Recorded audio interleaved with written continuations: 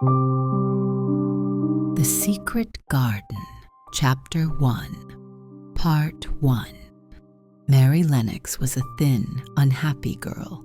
She lived in India with her rich parents. They did not love her, and she was often alone.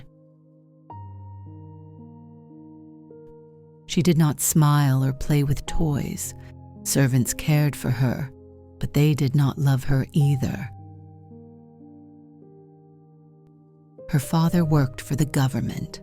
Her mother was beautiful and busy. She went to parties every night. Mary was left with her ayah, a native nurse who obeyed her. Mary became spoiled and proud. When she was 6 years old, a sickness came to the house. People cried and ran in fear. Many servants died of the fever. Others ran away and never returned. Mary was left alone in the nursery. She heard cries in the compound. Servants ran in every direction. A deadly sickness had spread. Many people died from the fever. Others fled the house in fear. Mary was forgotten in her room. She wandered alone for days. No one cared for her or spoke to her. She grew lonelier and more sour. At last, a soldier's wife found her. She told Mary her parents were dead. Mary would be sent to England. The child did not cry or ask much. She only stared with a sour face, quiet and stubborn as always. Soon Mary left the hot land of India. She began a long journey by ship to a place she had never seen before. The ship carried her across the sea. Mary stayed quiet, watching strangers, feeling lost in the wide world. In London, she met an officer's wife who looked at her thin little body and felt sorry for the lonely child. "You must go to your uncle's house," the woman explained kindly to Mary. "It is a very old, big place in Yorkshire." Mary listened, but said nothing, her eyes lowered to the floor. She wondered about this uncle, a man she had never met before. The thought of Yorkshire sounded cold, full of mist, wind, and secrets. It was very different from India. There the sun was hot and bright, but here the air felt damp and cold. The sky seemed heavy and gray. Mary pulled her coat tighter, wishing she could feel warm again. At the small station she got out. A man in a carriage was waiting to take her to Misselthwaite Manor. The road was long and very lonely. They passed villages and farms, then miles of wild, empty moorland. Mary had never seen such a place. The land looked endless and bare, with only grass, wind, and sky. The man said, "That's the moor. It goes on for miles and miles. The manor stands in the middle of it." Mary stared out at the dark land. She felt smaller and lonelier with every mile they traveled. At last, they reached tall stone walls. Heavy gates opened slowly, and the carriage rolled inside. The manor was huge and silent. Its windows were dark and closed, like eyes watching in the night. The door opened, and servants came. They looked serious and busy, not smiling at the little girl. One servant whispered, "Poor child." Another said nothing at all, but led Mary quickly inside. The great house was cold and strange. Long corridors stretched before her, silent except for her own footsteps. Mary was led through silent halls. The walls were gray and bare, and the air felt heavy and cold. A tall woman in black appeared. Her eyes were sharp and serious. She was Mrs. Medlock, the housekeeper. Mrs. Medlock looked Mary up and down. "You are to live here with your uncle," she said in a firm, cold voice. "Your uncle is seldom at home. He does not like to be disturbed. You must keep out of the way." Mary nodded but said nothing. She felt smaller inside the huge house, lost among shadows and echoing halls. Mrs. Medlock led her upstairs. The corridors seemed endless, with doors shut tight on both sides.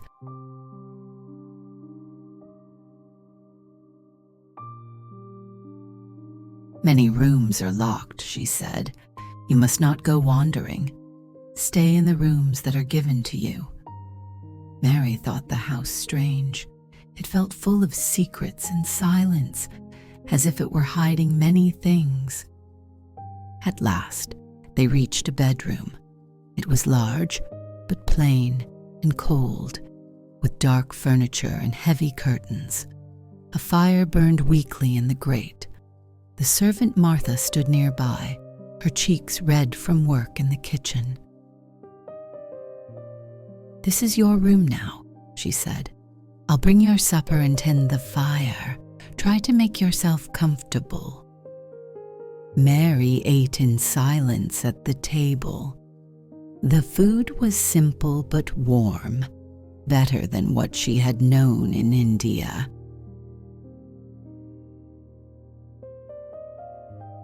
Martha talked as she worked. Her voice was kind and cheerful, different from the cold Mrs. Medlock. She told Mary about the moorland, about sheep, heather, and wild winds. Her words painted a strange, new world. Mary listened, frowning at first, but she grew curious at the stories, though she did not say much aloud. When supper was done, Martha smiled. "You'll get used to this place," she said. "Good night, Miss Mary." Mary lay in the big bed alone. The wind howled around the house, making her feel even smaller. She thought of her parents in India, of the empty rooms and servants' cries, and of the long journey she had taken. She pulled the blankets around her. The house groaned in the night wind, and Mary drifted slowly into sleep. That was her first night at the manor. The great house stood quiet and dark, with secrets waiting behind its doors. The next morning, Martha returned. She opened the curtains wide, and the pale light filled the room. Mary blinked at the gray sky outside.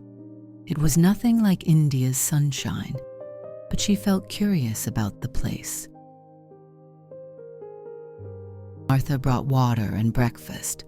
The food was plain but good, and Mary ate with a better appetite.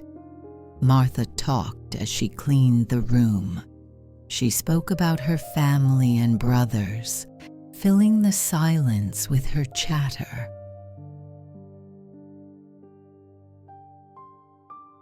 Mary listened more than she spoke. She was not used to such warmth, but Martha's words felt comforting. Martha told her about the moor. It's wild, with strong winds and heather. It stretches farther than you can see. Mary frowned and asked questions. She wanted to understand this new land, so different from hot, crowded India. "You'll grow stronger here," Martha said. "The air is sharp and full of life. It makes children healthy and fresh." Mary thought about these words. She wondered if she could change, if the moor could give her new strength. When Martha left, the room grew quiet. Mary looked around the dark furniture, feeling alone again in the big house. Mary woke early to the sound of birds. Their calls echoed through the garden, fresh and full of spring energy. She leaned from the window quietly. The air was cold and damp, yet it carried a hint of promise. Martha entered with a cheerful smile. She set down the basin of water, her hands red from morning work. "Up already, miss?" Martha asked kindly. "Best wash and dress yourself.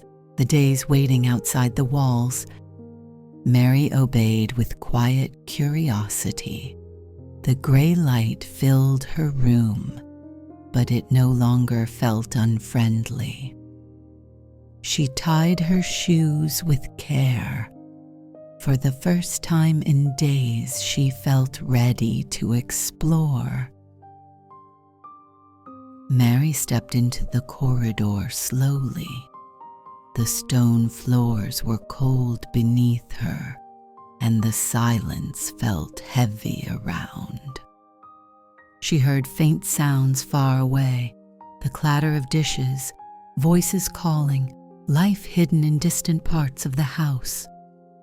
Curiosity pushed her to wander further. The walls seemed endless and secret, each door guarding a mystery untold. At the turn of a passage, she stopped.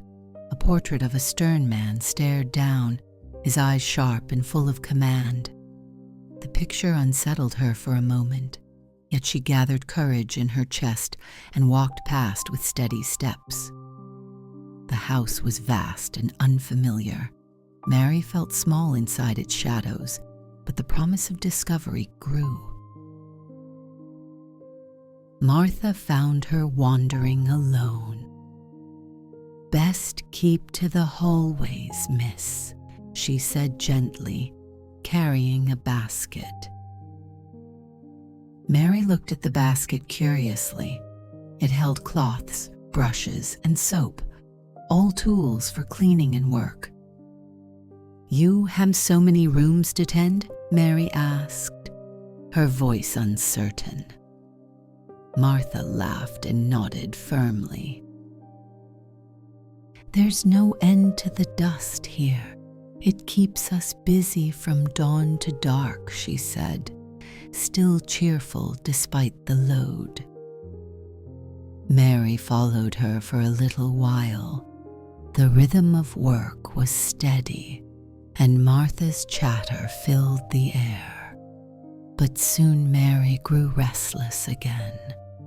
Her mind returned to the gardens, the secret corners waiting outside. She slipped away toward the windows. The world beyond called to her, green fields shining in the pale light. From the glass she saw tall hedges. They stood like walls of green stone, concealing paths she longed to know. Something stirred in her heart deeply. It was not fear or sadness this time, but a spark of adventure waking.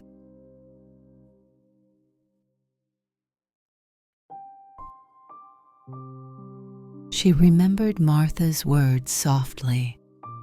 "There's locked places in this house and gardens no one's entered in years." The thought clung to her like magic. A hidden garden, closed to all. What secrets could it be keeping?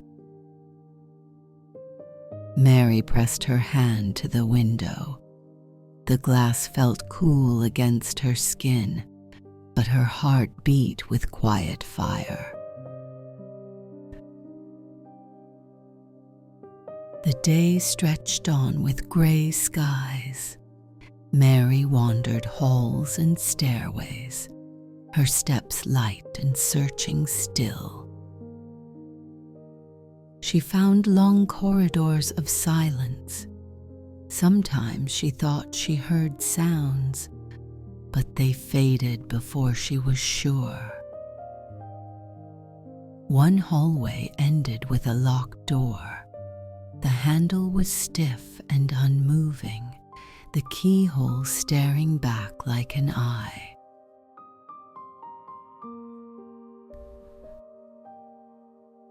She bent low to peer through it, but saw only darkness waiting inside, a silence deeper than the rest.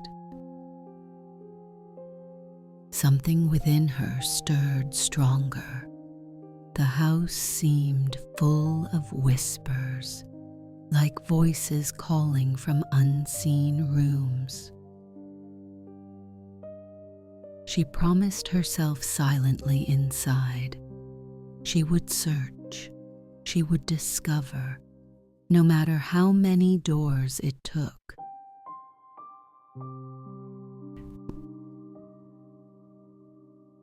Mary woke again the next morning, still thinking about locked doors and the whispers she felt inside.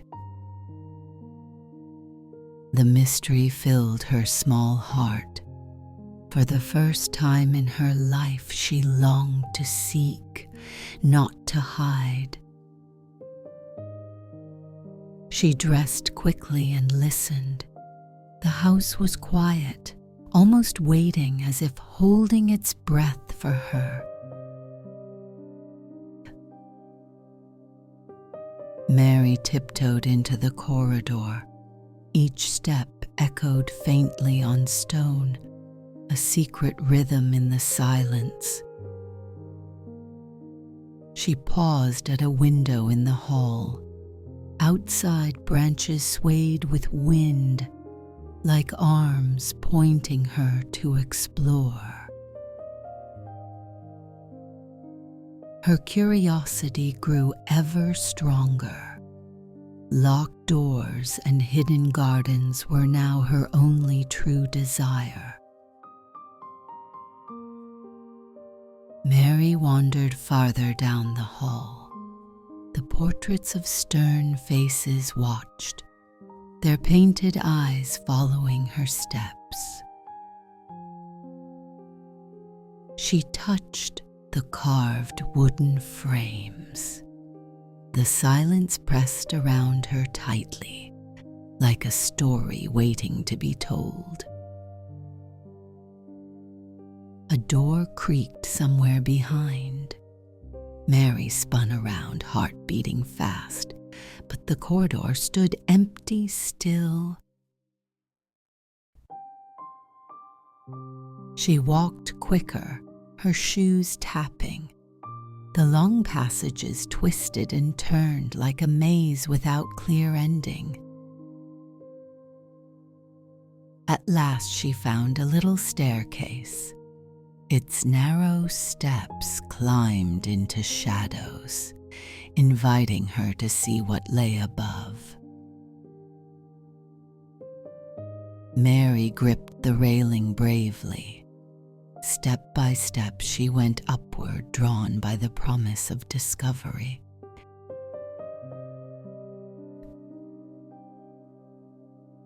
The stairs led her to a quiet landing. Dust floated in the dim light, soft as whispers from forgotten years. She noticed a door half hidden there. Its paint was chipped and faded, yet it seemed to call her closer. Mary reached for the handle slowly. Her hand trembled with curiosity, wondering what secrets it held. The latch stuck, but she pushed harder. With a groan, the door swung wide, revealing a room locked in silence. The furniture stood under white sheets, cobwebs stretched across the corners, like veils over forgotten memories. Mary stepped inside with hushed awe. The air smelled old and heavy. She lifted a corner of a dusty sheet. Beneath it stood an old chair, its wood dark and carefully carved. Another cover hid a tall mirror. When she pulled it back, her own face stared in the glass. The reflection startled her at first. She looked thin and pale, like a shadow of who she'd been.